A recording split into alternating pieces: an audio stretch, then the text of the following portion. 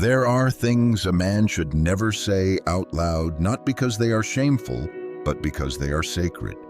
In a world where vulnerability is often paraded as virtue, the Stoic man takes a different road. He speaks less, but sees more. He feels deeply, but reveals selectively. And in doing so, he protects not only his strength, but his soul. This video is not about deception. It's about discretion. It's about what a man must guard not from others, but for himself. Because what you choose not to share might be the very thing that defines your character. These are the 8 things a man should always withhold from a woman, not to build distance, but to build depth. Not to manipulate, but to lead. Not to close his heart, but to open it with purpose. No. 1. His weaknesses. A Stoic man is shaped not by how easy his path is, but by how he meets adversity. This isn't about pretending to be unbreakable. It's about refusing to collapse in the face of life's trials. When weakness appears, as it inevitably does, he doesn't look for sympathy or speak of his pain in search of comfort. Instead, he stands steady, embodying the full meaning of endurance. Stoicism is not about denying emotion. It's about facing suffering with clarity and courage. Pain is not hidden, but absorbed, understood, and used. The Stoic does not cry out for validation, not even from those closest to him, not his wife, not his lover. His strength is quiet. His resolve is internal. He doesn't lean on pity. Rather, he leans into his own resilience. While the modern world often praises vulnerability and public displays of emotion as strength, the Stoic path offers another way, a strength that isn't shouted, but lived. He embraces silence not as repression, but as an act of self-respect. Each weakness is not a threat. It's raw material for transformation. Life to the Stoic is an unfolding journey of refinement. Every storm becomes a forge. And through that fire, the Stoic crafts a deeper calm, a richer courage. In a chaotic world, he becomes an anchor, unmoved, not because he feels nothing, but because he has trained himself to respond with wisdom rather than impulse. No. 2. His mistakes. In Stoic thought, mistakes are not failures. They are footnotes in the manual of wisdom. For a man committed to the Stoic path, errors are inevitable, but never useless. They are teachers. And while society often encourages full transparency, Stoicism invites discernment. A Stoic man doesn't broadcast his failures indiscriminately, especially not in ways that can be misread as incompetence or recklessness. This isn't rooted in shame, it's grounded in the understanding that some lessons are best processed privately. His humility is deep, but it's paired with restraint. He accepts that to err is human, and so he moves with intention, making decisions with care. When mistakes happen, he meets them with clarity, not self-punishment. He studies them, he dissects them, he asks, "What can I learn here? What does this reveal about my habits, my assumptions, my blind spots?" The Stoic man doesn't deny his missteps, he just doesn't wear them as badges. He grows from them quietly and powerfully. He corrects course with patience and resolve. Improvement for him isn't about public displays, it's about quiet, consistent action. He refuses to blame others. He doesn't wallow in guilt. Instead, he owns his role, his choices, and their consequences. Epictetus once said, "It is not things themselves that disturb us, but our opinions about them." This insight reminds the Stoic that it's not the mistake that matters most, but how he understands it, how he responds. In this way, each error becomes fuel, not for regret, but for refinement. His discipline lies not in perfection, but in his ability to turn every stumble into a step forward. No. 3. His dreams. To the Stoic, dreams are not idle fantasies. They are intentions grounded in reason, aligned with virtue. and shaped by what can be controlled. A Stoic man dreams quietly, not because he lacks ambition, but because he respects the power of purpose, free from ego. He doesn't chase applause or approval. He pursues meaning, and so he guards his aspirations not in secrecy, but in self-possession. Especially in matters of the heart, he avoids projecting dreams in search of validation. He knows that his hopes should never become burdens on someone else's shoulders. Instead, he directs his focus inward, measuring progress not by accolades, but by integrity. Stoic dreaming is pragmatic. It's tethered to duty, to realism, and to values. A Stoic doesn't scatter his energy chasing illusions. He plants it in efforts that nourish both his life and those he serves. He remains aware that investing too much in what lies beyond his influence can lead to unnecessary suffering. His dream is not a performance. It is a quiet fire, a private commitment, and though he may accept support, he never waits for permission. His path is his own. Marcus Aurelius once wrote, "The happiness of your life depends upon the quality of your thoughts." And for the Stoic man, that quality stems from focus, discipline, and self-trust. He dreams not to escape life, but to enrich it, not to impress, but to evolve. His vision is shaped not by noise or trends, but by inner truth. In this way, his dreams become not just goals, but reflections of who he is and who he is still becoming. No. 4. His feelings within the rich tapestry of Stoic thought. The way a man relates to his emotions is a journey through awareness, discipline, and self-mastery. Contrary to the common misconception that Stoicism calls for emotional suppression, the Stoic man doesn't bury his feelings. He meets them head-on with clarity and mindfulness. Emotions for him are not enemies to be vanquished, but signals from within offering valuable insight into his internal world. By understanding them rather than fleeing from them, he learns not just about his reactions, but about the nature of his soul. Yet awareness doesn't equate to unfiltered expression. The Stoic man is vigilant about the ripple effects his emotions may create, not just within himself, but within his relationships.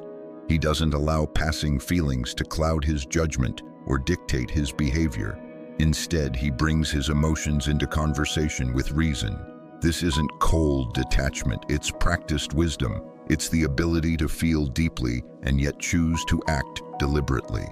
When it comes to expressing these feelings, especially with a partner, he chooses intentionality over impulse. He doesn't wear his heart on his sleeve, not because he's hiding, but because he understands the power and weight of emotion.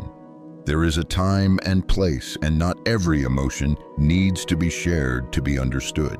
He knows that unloading his feelings indiscriminately, even to someone he loves, may not always lead to clarity or connection. Instead, he strives to communicate in a way that strengthens, not destabilizes. In Stoicism, mastery of emotion doesn't mean eliminating them, it means refining them, tempering them like steel in fire. The Stoic man learns to speak the language of emotion with poise, to express without unraveling, and to feel without losing himself in the feeling. In this balance, he becomes not emotionally distant, but emotionally intelligent, resilient in the face of chaos, and composed amid life's noise. Ultimately, his handling of emotions becomes a subtle dance, one where self-awareness leads, reason guides, and expression follows with care. This is not repression, it is harmony.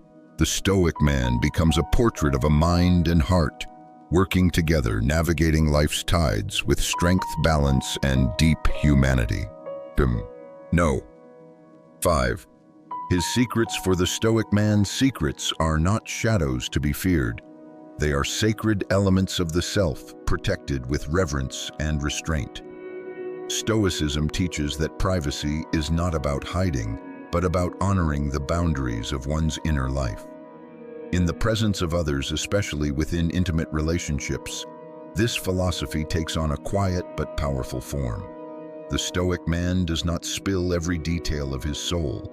not out of distrust but out of deep respect for dignity, both his own and others. He understands that the inner world is a sacred space, not all of which needs to be disclosed to be authentic. Secrets to him are not shameful, they are personal. They are part of his story, his growth, his reflection. And while love invites vulnerability, it also invites responsibility. He does not trade his privacy for affection, nor does he demand to know the private matters of others. Discretion becomes a virtue, one that guards relationships rather than erodes them. He avoids gossip, slander, and idle talk, not simply because they are impolite, but because they degrade character. The Stoic man would rather remain silent than betray a trust. He sees restraint not as weakness, but as discipline in its most refined form. When someone entrusts him with a confidence, he holds it like something precious. He protects not only his secrets, but the secrets of others, refusing to exploit, reveal, or manipulate what has been shared in trust. This commitment to privacy extends into his very being. He trusts himself enough to hold his own burdens without needing to scatter them for relief. This is not isolation, it is self-respect. Cicero once said, "The most sacred thing in the world is the human soul." The Stoic man lives by this truth, treating both his own soul and the souls of others with quiet reverence. In protecting secrets, he protects what makes us most human, the right to hold something quietly solely in the heart. His discretion does not create distance, it creates space for integrity. In that space he lives by the Stoic code to speak little, mean what he says, and never trade truth for temporary comfort. By guarding what is sacred, he becomes a man of inner strength, trusted not because he reveals everything, but because he knows when to reveal nothing at all. No. 6. His pain visits every life, it's a condition of existence. But how a man handles pain reveals the architecture of his soul. The Stoic man doesn't deny pain, nor does he collapse beneath it. Instead, he meets suffering with quiet strength, transforming it into a path toward clarity, purpose, and inner mastery. In romantic relationships, this discipline is especially visible. While others may turn their pain into currency for pity or affection, the Stoic man chooses another way. He doesn't wear his suffering like armor or use it to manipulate sympathy. He holds it, he examines it, and he bears it not with bitterness but with dignity. Life, he knows, is not meant to be easy. Hardship is not an interruption, it's the proving ground of the spirit. So when pain comes, he welcomes it like a harsh but honest teacher. His posture doesn't stiffen, it steadies. To complain would be to squander the lesson. To seek comfort before resilience would be to abandon the very opportunity that pain provides growth. The Stoic man doesn't deny that he hurts. He simply refuses to be broken by it. And rather than asking someone else to carry what is his to bear, he draws strength from within, reminding himself that enduring with grace is not weakness, it is strength. In its highest form, even joy becomes a companion in this struggle, not the joy of denial, but the joy of endurance. The quiet joy of knowing that he's facing the storm and not running from it. That his scars will be evidence not of damage, but of transformation. Pain in this philosophy becomes a forge. The Stoic walks into it willingly, knowing that only through fire is gold tested, and only through suffering is true character revealed. Seneca captured this perfectly. Fire tests gold, misfortune tests brave men. The Stoic man understands this deeply. He knows that pain is not the enemy, weakness of spirit is. And so, rather than lamenting, he rises, not louder but stronger, not harder but clearer. In this way, pain becomes his teacher, his mirror, and his ally in becoming more whole than he was before. No. 7. His pleasures. In the Stoic view of life, pleasure is not the enemy, but it is a test. For the Stoic man, the way he relates to pleasure reflects his inner strength, not his capacity to indulge. Especially in relationships with women, this outlook takes on a deeper layer. The philosophy of Stoicism, grounded in virtue and self-mastery, teaches that while pleasure can be enjoyed, it must never rule. If it does, it becomes addiction, not delight.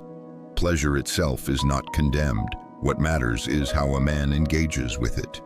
The Stoic man recognizes that unchecked pleasure can become a silent tyrant, quietly stealing his clarity, his purpose, his autonomy. So he doesn't reject joy, but he meets it with reason. He savors without surrendering. He enjoys what life offers, but always with an awareness of how fleeting and potentially distracting those pleasures can be. This isn't asceticism. It isn't about deprivation.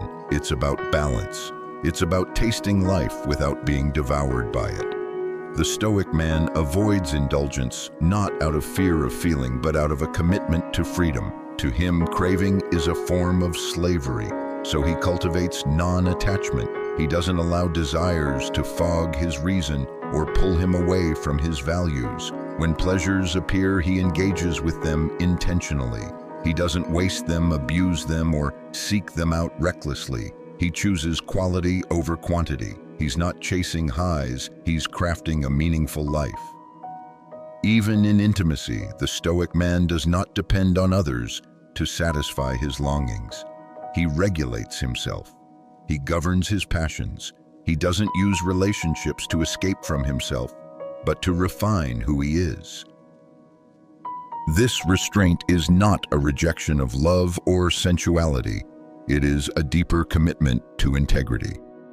As Epictetus once said, freedom is not procured by a full enjoyment of what is desired, but by controlling the desire. The Stoic man lives this truth. He doesn't run from pleasure. He simply refuses to be ruled by it. His joy is real, but it is rooted in mastery, not indulgence. In doing so, he finds something more enduring than pleasure, peace. No. 8. His love for the Stoic man is not a surrender. It is a discipline. It is not about losing himself in another. It is about meeting someone with his whole self already intact. Stoicism teaches that love must be free, not clingy, not needy, not based on possession. The Stoic man walks into love with open eyes and a steady heart. He doesn't fall in love, he chooses it. He doesn't confuse dependence with devotion. He loves, but not at the cost of his principles. His autonomy remains whole even in the arms of another. He does not abandon reason for romance. His love is strong, but it is also grounded. It is an act of clarity, not confusion. He gives love as respect. He receives it as gratitude. He does not demand it. He does not expect it to fix him or complete him. And that is what makes his love powerful. It is freely given, not clutched. It is generous, not desperate. Even in affection, he doesn't feel the need to overexpress. Conclusion. These then are the 8 things a man should always withhold from a woman, not out of secrecy or fear or distance, but out of strength, wisdom, and love. A Stoic man does not lie. He does not hide to deceive. But he is discreet because he understands that not all truths must be spoken, and not all emotions must be worn on the sleeve. He is open but not exposed, warm but not weak, loyal but never dependent. To be a Stoic man is not to be emotionless, it is to be anchored. It is to reveal your deepest self, not through confessions but through your conduct. You show your courage not by complaining about pain, but by enduring it. You express love not through constant affirmation, but through quiet, reliable presence. You live not to be noticed, but to be whole. In choosing what to withhold, you reveal your essence. Not insecurity, but integrity. Not fear, but discipline. Not detachment, but a higher form of connection. You reveal the man behind the mask, the man of virtue. And in the Stoic world, that is the only thing that matters. This way of life is not easy. It demands more of you. But what it gives back is everything: purpose, peace, power. It is not the common path, but it is the noble one. It is not for everyone, but it is for us. We are the Stoics. And if you feel called to become one of us, if something in you stirs at the thought of living this way, then subscribe to this channel. Join us. Walk with us. Because the only thing you need to be happy is already inside you.